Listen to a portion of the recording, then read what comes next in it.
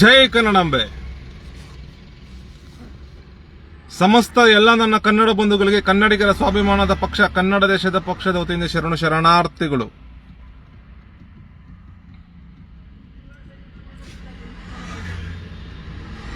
ನಮ್ಮ ಕನ್ನಡ ದೇಶದ ಸರ್ಕಾರ ಸನ್ಮಾನ್ಯ ಸಿದ್ದರಾಮಯ್ಯನವರು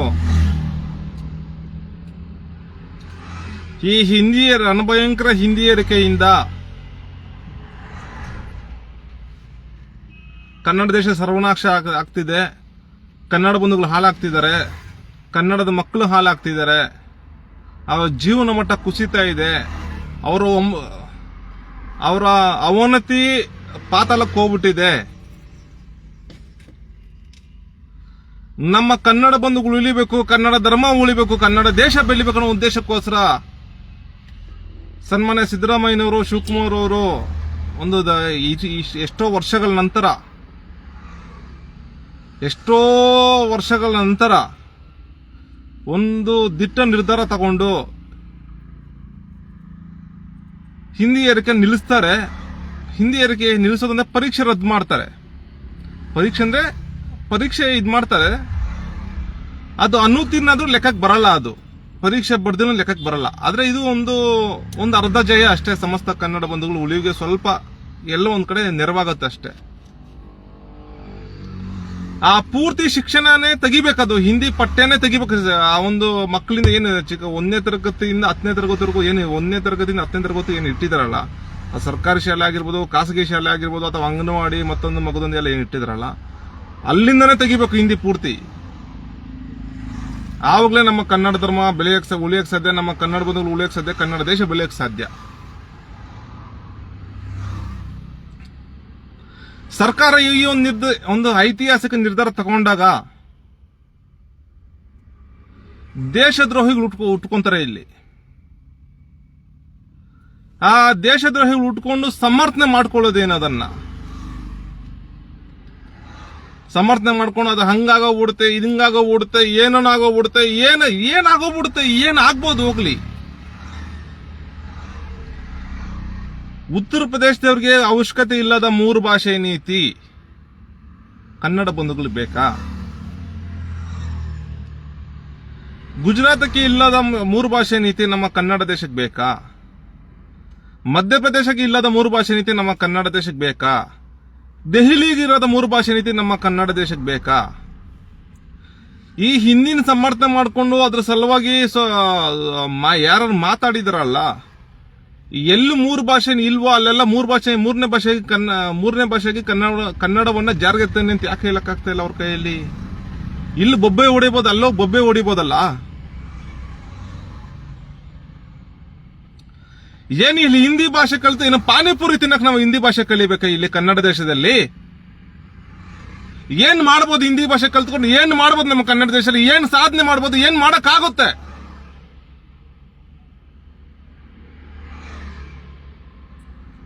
ಹೋಗ್ಬೋದು, ಪ್ರವಾಸಕ್ಕೆ ಹೋಗ್ತಾರೆ, 1 ದಿನ 2 ದಿನ 3 ದಿನ ಪ್ರವಾಸಕ್ಕೆ ಹೋಗ್ತಾರೆ, ಬರ್ತಾರೆ. ಏನ್ ಮಾಡಕ್ಕಾಗುತ್ತೆ?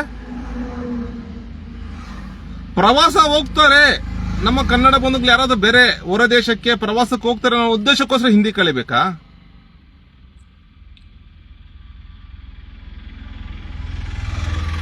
ಇಲ್ಲಿ ಎಷ್ಟೋ ಜನ ಹಿಂದಿ ಕಲ್ತಿರುವ ಹಿಂದಿ ದೇಶದಿಂದ ಇಲ್ಲಿ ವಲಸೆ ಬರ್ತಾವ್ರಲ್ಲ, ಅವ್ರ್ಯಾಕೆ ಕನ್ನಡ ಕಲಿಯಕ ಅವ್ರಿಗೆ ಯಾಕೆ ಹೇಳ್ತಾ ಇಲ್ಲ ನೀವು?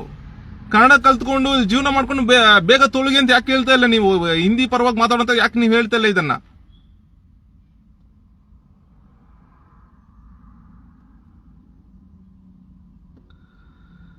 ವಿಧಾನಸಭೆ ವಿಪಕ್ಷ ನಾಯಕ ಅಂತಹ ಅಶೋಕ್ ಅವರೇ, ತಾವು ಕನ್ನಡ ಧರ್ಮದ ವಿರುದ್ಧ, ಕನ್ನಡ ದೇಶದ ವಿರುದ್ಧ ಹೇಳಿಕೆಗಳು ಕೊಡ್ತಾ ಇದ್ದೀರಾ. ಸಮಸ್ತ ಕನ್ನಡ ಬಂಧುಗಳು ಇದನ್ನು ಗಮನಿಸ್ತಾ ಇದ್ದಾರೆ. ನಿಮ್ಮ ರಾಜಕೀಯ ಜೀವನ ಇದೆ ಇಷ್ಟೇ. ಈ ಸಲ ಅಷ್ಟೇ ವಿಪಕ್ಷ ನಾಯಕರು ನೀವು. 2028ಕ್ಕೆ ಸಮಸ್ತ ಕನ್ನಡ ಬಂಧುಗಳು ತೀರ್ಮಾನ ಮಾಡಿದ್ದಾರೆ. ನೀವೆಲ್ಲೇ ನಿಂತ್ಕೊಂಡ್ರು ಕನ್ನಡ ಬಂಧುಗಳು ಪ್ರೇಮದಿಂದ ನಿಮ್ಮನ್ನ ಮನೆ ಕಳಿಸಿ ನಿಮ್ಮ ರಾಜಕೀಯ ಜೀವನ ಅಂತ್ಯ ಮಾಡ್ತಾರೆ. ಜನರೇ ನಿಮ್ಗೆ ತಕ್ಕ ಉತ್ತರ ಕೊಡ್ತಾರೆ. ಈ ರೀತಿ ಹಿಂದಿ ಸಮರ್ಥನೆ ಮಾಡಿಕೊಂಡು ಹಿಂದಿ ಯಾರು ಇದ್ ಮಾಡ್ತಾರಲ್ಲ, ಹಿಂದಿ ತೆಗ್ದಿರೋದಕ್ಕೆ ಯಾರನ್ನ ಕನ್ನಡ ಬಂಧುಗಳನ್ನ ದೇಶದ್ರೋಹಿಗಳಂತ ಕರೆದಿದ್ರಲ್ಲ, ನೀವು ಕನ್ನಡ ಬಂಧುಗಳ ವಿರುದ್ಧ, ಕನ್ನಡ ದೇಶದ ವಿರುದ್ಧ ಮಾತಾಡಿದ್ರಲ್ಲ ನೀವು. ತಾವೇನು ಹಾಗಾದ್ರೆ? ಕನ್ನಡ ಪರವಾಗಿ, ಕನ್ನಡ ಬಂಧುಗಳ ಪರವಾಗಿ, ಕನ್ನಡ ಧರ್ಮದ ಪರವಾಗಿ, ಕನ್ನಡ ದೇಶದ ಪರವಾಗಿ ಇರೋದಕ್ಕೆ, ಕನ್ನಡ ಬಂಧುಗಳ ಅಭಿವೃದ್ಧಿಯ ಸಲುವಾಗಿ ಮಾಡುವಂತಹ ಒಂದು ಕೆಲಸನ ಯಾಕೆ ನೀವು ಪ್ರಶಂಸೆ ವ್ಯಕ್ತಪಡಿಸ್ತಾ ಇಲ್ಲ? ನಿಜವಾಗ್ಲೂ ಸಮಸ್ತ ಕನ್ನಡ ಬಂಧುಗಳು ನಿಮ್ಮನ್ನ ದೇಶದ್ರೋಹಿತ ನೋಡ್ತಿದ್ದಾರೆ.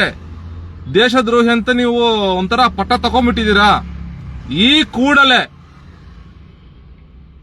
ಸಮಸ್ತ ಕನ್ನಡ ಬಂಧುಗಳು ನೀವು ಕ್ಷಮೆ ಯಾಚನೆ ಮಾಡದೆ ಇದೇ ರೀತಿ ಕನ್ನಡ ಬಂಧುಗಳು ಇರ್ತಾ ಹೇಳಿಕೆಗಳು ಕೊಟ್ಕೊಂಡು ಮುಂದಕ್ಕೆ ಹೋಗ್ತಾ ಇರ್ರಿ. ನಿಮ್ಮ ರಾಜಕೀಯ ಜೀವನ 2028 ಪ್ರೇಮದಿಂದ ಅಂತ್ಯ ಆಗುತ್ತೆ. ಪ್ರೇಮದಿಂದ ನಿಮ್ಮನ್ನು ಮನೆ ಕಳಿಸ್ತಾರೆ ಅಂತ ಎಚ್ಚರಿಕೆ ಕೊಡ್ತಾ ಇದ್ದೀನಿ ನಮ್ಮ ಪಕ್ಷದಿಂದ. ಮತ್ತೆ ಇಲ್ಲಿ 13,000 ಜನ ಶಿಕ್ಷಕರಿದ್ದಾರೆ, ಹಿಂದಿ ಶಿಕ್ಷಕರು ಹಾಗೆ ಹೀಗೆ ಅಂತ ಬಿಟ್ಟು ಒಂದು ಮಾಹಿತಿ ಇದೆ. ಇದ್ರ ಸಲುವಾಗಿ ಸಭಾಪತಿ ಹೊರಟ್ಟಿಯವರು, ಬಸವರಾಜ ಹೊರಟ್ಟಿಯವರು ಬೊಬ್ಬೆ ಹೊಡೆದ್ರು. ಆ ಸ್ಥಾನಕ್ಕೆ ಅರ್ಹರಲ್ಲ ಅವರು. ಬಸವರಾಜ ಹೊರಟ್ಟಿಯವರು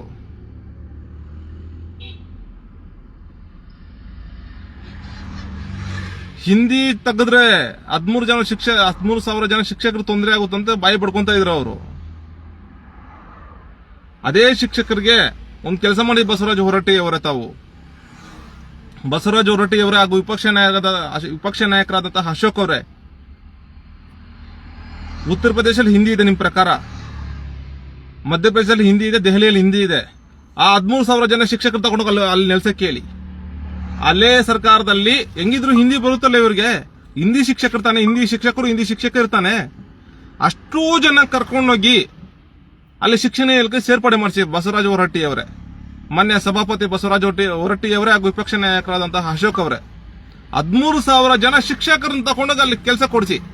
ಜೊತೆಗೆ ನೀವು ಇಲ್ಲಿ ಹಿಂದಿ ಬೇಕಂತ ಇಲ್ಲಿ ಬಾಯಿ ಪಡ್ಕೊಳ್ಳೋ ಬದಲು ನೇರವಾಗಿ ಅಲ್ಲೇ ಇದ್ದೋಗ್ಬಿಡಿ, ಅಲ್ಲೇ ರಾಜಕೀಯ ಮಾಡ್ಕೊಂಡು ಇದ್ದೋಗ್ಬಿಡಿ. ನಮ್ಮ ಕನ್ನಡ ದೇಶ ಬಿಟ್ಟು ತೊಲಗಿ. ಮಾನ್ಯ ಅಶೋಕ್ ಅವರೇ, ನಾವು ನಿಮ್ಮಲ್ಲಿ ವಿನಂತಿ ಮಾಡ್ಕೊಳ್ತೀವಿ ಸಮಸ್ತ ಕನ್ನಡ ಬಂಧುಗಳ ಪರವಾಗಿ.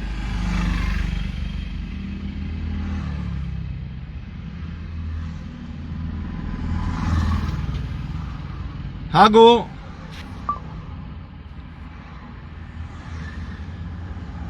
ಈ ಒಂದು ನಿರ್ಧಾರ ಪ್ರಶ್ನೆ ಮಾಡಿ, ಸರ್ಕಾರದ ನಿರ್ಧಾರ ಪ್ರಶ್ನೆ ಮಾಡಿ, ಹಿಂದಿ ತೆಗೆದಿರೋದಕ್ಕೆ, ಹಿಂದಿ ಪರೀಕ್ಷೆ ರದ್ದು ಮಾಡಿರೋದಕ್ಕೆ ಪ್ರಶ್ನೆ ಮಾಡಿ, ಯಾರೋ ಇಬ್ಬರು ವ್ಯಕ್ತಿಗಳು ಸಾರ್ವಜನಿಕ ಹಿತಾಸಕ್ತಿ ಅರ್ಜಿ ಸಲ್ಲಿಕೆ ಮಾಡಿದಾರಂತೆ. ಇದನ್ನೂ ಅಷ್ಟೇ ನಮ್ಮ ಸಮಸ್ತ ಕನ್ನಡ ಬಂಧುಗಳ ಪರವಾಗಿ ನಮ್ಮ ಪಕ್ಷದಿಂದ ತೀವ್ರ ಖಂಡಿಸ್ತಾ ಇದ್ದೀವಿ. ಈ ಇಂತಹ ವಿಚಾರಗಳನ್ನ ಮಾನ್ಯ ಉಚ್ಚ ನ್ಯಾಯಾಲಯವು ಯಾವುದೇ ಹಿಂದು ಮುಂದೆ ನೋಡದೆ ವಜಾ ಮಾಡಬೇಕು. ಹಾಗೂ ಆ 2 ವ್ಯಕ್ತಿಗಳು ಯಾರು ಮೂಲ ಕನ್ನಡದವರ, ಮತ್ತೆ ಆ ಒಂದು ಸಾರ್ವಜನಿಕ ಹಿತಾಸಕ್ತಿ ಸಲ್ಲಿಕೆ ಮಾಡುವಂತಹ ಅರ್ಜಿ ಯಾರು ನ್ಯಾಯಾಲಯಕ್ಕೆ ಸಲ್ಲಿಕೆ ಮಾಡಿದಾರಲ್ಲ, ಆ ಒಂದು ವಕೀಲರು ಮೂಲ ಕನ್ನಡದವರ, ಯಾವ ಭಾಷಿಕರು ಅಂತ ಎಲ್ಲ ವಿಚಾರಗಳನ್ನ ಸಮಸ್ತ ಕನ್ನಡ ಬಂಧುಗಳು ಮನಗಾಣಬೇಕು. ಯಾಕಂದ್ರೆ ಇಲ್ಲಿ ಯಾವ್ದಾದ್ರು ಕನ್ನಡಿಗರ ಪರವಾಗಿ, ಕನ್ನಡ ಬಂಧುಗಳ ಪರವಾಗಿ ಏನೇ ತೀರ್ಮಾನ ತಗೊಂಡು ಅದನ್ನು ವಿರೋಧ ಮಾಡೋರೆ ಮೊದಲು ಯಾರು ವಿರೋಧ ಮಾಡ್ತಾರಲ್ಲ ಅವ್ರು ಯಾರು ಕನ್ನಡಿಗರೇ ಆಗಿರಲ್ಲ.